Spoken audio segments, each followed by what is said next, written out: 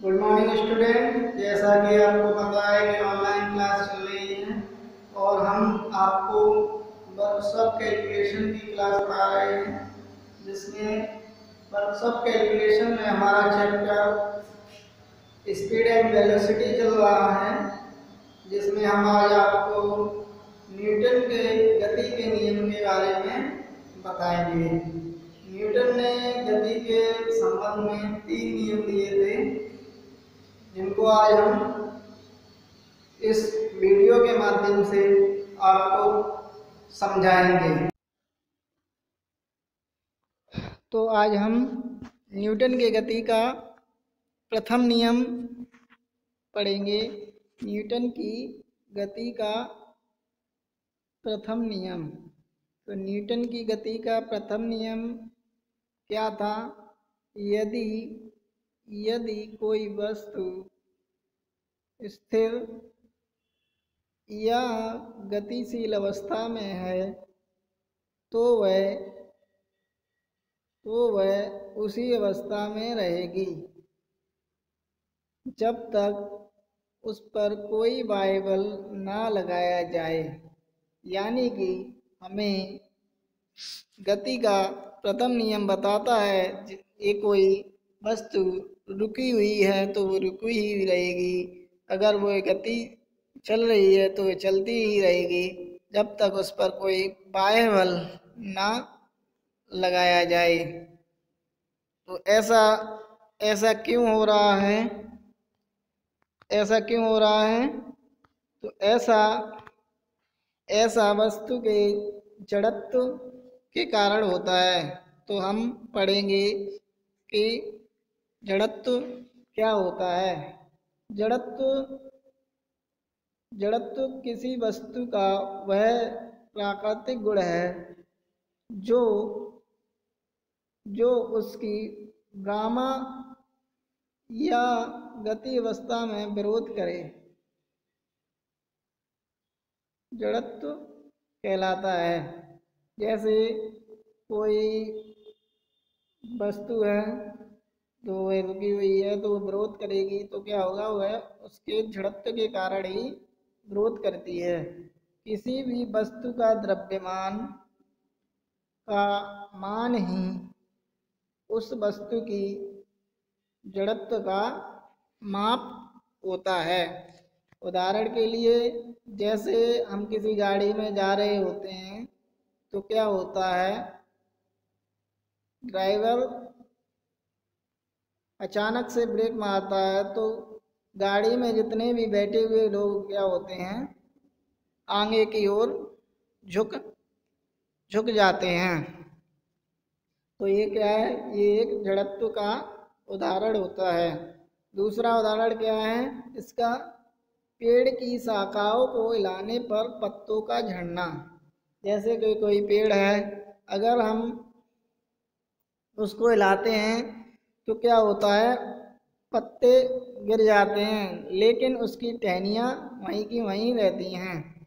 तो ये तो हो गया हमारे गति के प्रथम नियम के उदाहरण या जड़त्व के उदाहरण। तो इसे हम गति के नियम को जड़त्व का नियम भी कहते हैं। तो हम नेक्स्ट अब न्यूटन की गति का द्वितीय नियम पढ़ेंगे। तो न्यूटन की गति का द्वितीय नियम क्या कहता है कि किसी वस्तु के संवेग परिवर्तन की दर उस पर लगने वाले असंतुलित बल की दिशा में बल के समानुपाती होती है। तो हम जानते हैं कि किसी वस्तु का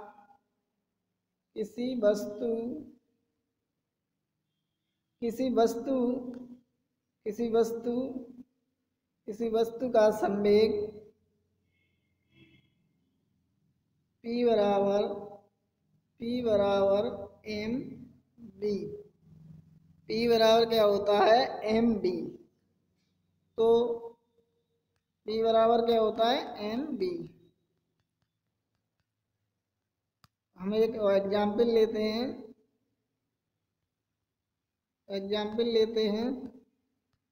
एग्जाम्पल जैसा कि ये चित्र ये दिखाई दे रहा होगा आपको, यहाँ पे बना हुआ साइड में। तो इसमें क्या होता है, ये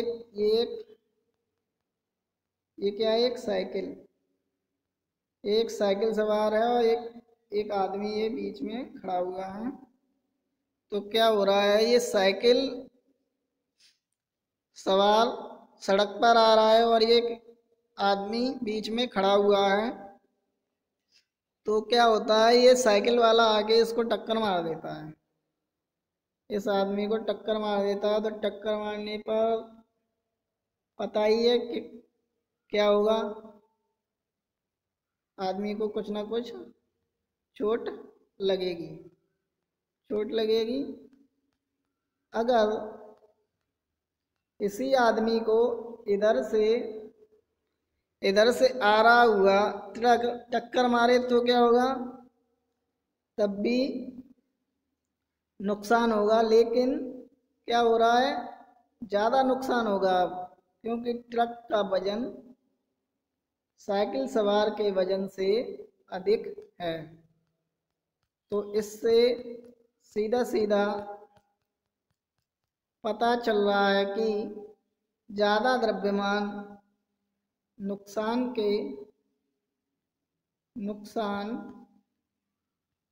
प्रोपोर्शनल टू एम, नुकसान प्रोपोर्शनल टू एम, यानी कि जितना ज़्यादा वजन होगा उतना ज़्यादा नुकसान भी होगा।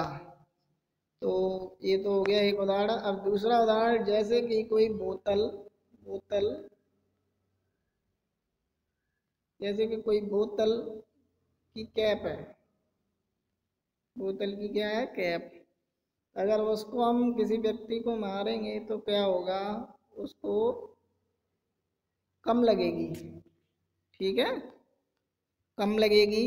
लेकिन जब हम एक छोटी सी बंदूक से निकली गोली किसी को मारते हैं तो क्या होता है, वो तो आपको ही पता ही होगा, क्या होगा, आदमी जान से जा सकता है, आदमी जान से जा सकता है। तो यानी कि इससे पता चल रहा है कि नुकसान एक तो द्रव्यमान के भी प्रोपोर्शनल होता है और वेग के भी प्रोपोर्शनल होता है। तो अब हम आगे चलते हैं, क्या हो रहा है, आगे चलते हैं। ये क्या है, आगे चलते हैं।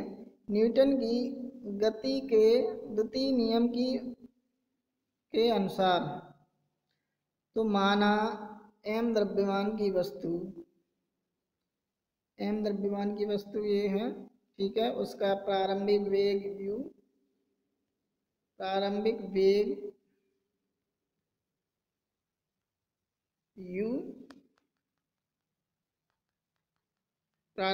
u, तो उसका प्रारंभिक संवेग क्या होगा, हम जानते हैं कि वेग p बराबर m u, p बराबर m, p1 बराबर m u, यानी कि प्रारंभिक संवेग मान लिया हमने p1 तथा अंतिम संवेग मान लिया p2। जब वस्तु के प्रारंभिक वेग v तथा द्रव्यमान m है तो उसका प्रारंभिक संवेग p1 बराबर m u होगा। जब वस्तु का वेग बढ़कर v हो जाता है तो वस्तु का संवेग p2 बराबर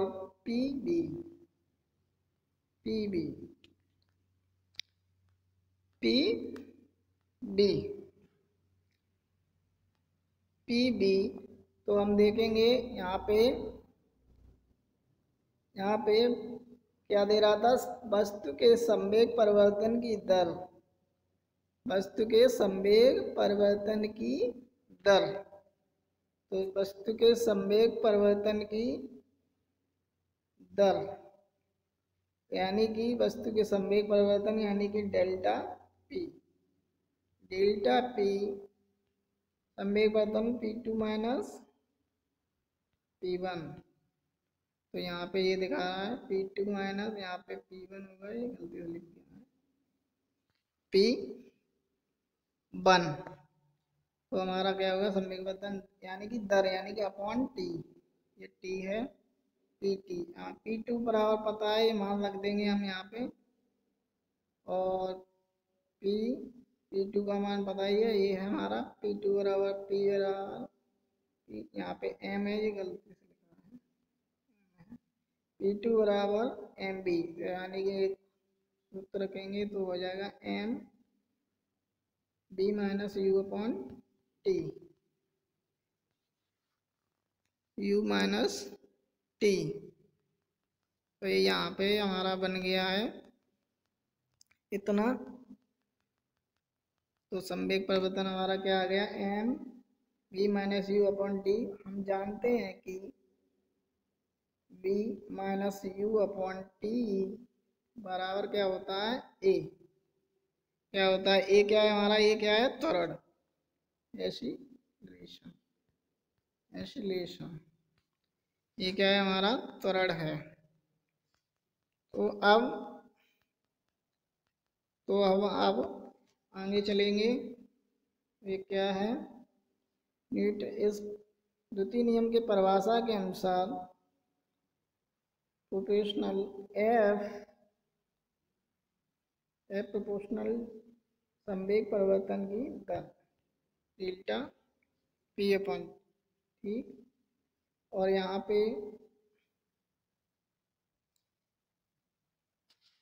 ये हमें पता ही चल गया है, डेल्टा P बराबर क्या आ गया है वहाँ पे, आगे यहाँ पे देखना है हमें, ये यहाँ पे आ गया था हमारा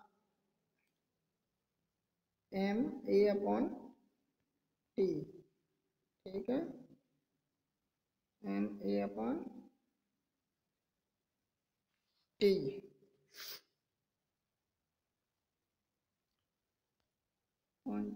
टी आगे, तो यहाँ पे हमने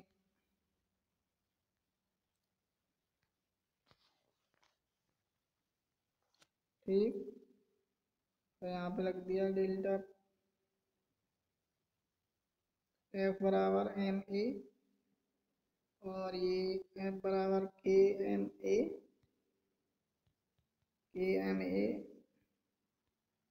जहाँ K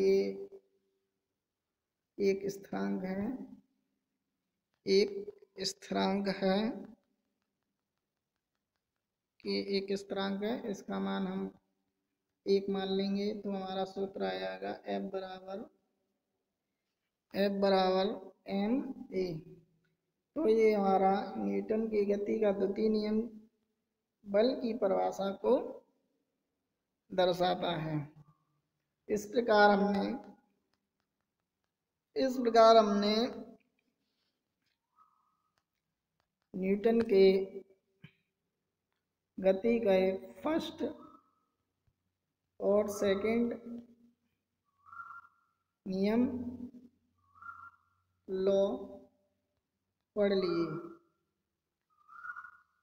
हम पढ़ लिए हैं। अब हम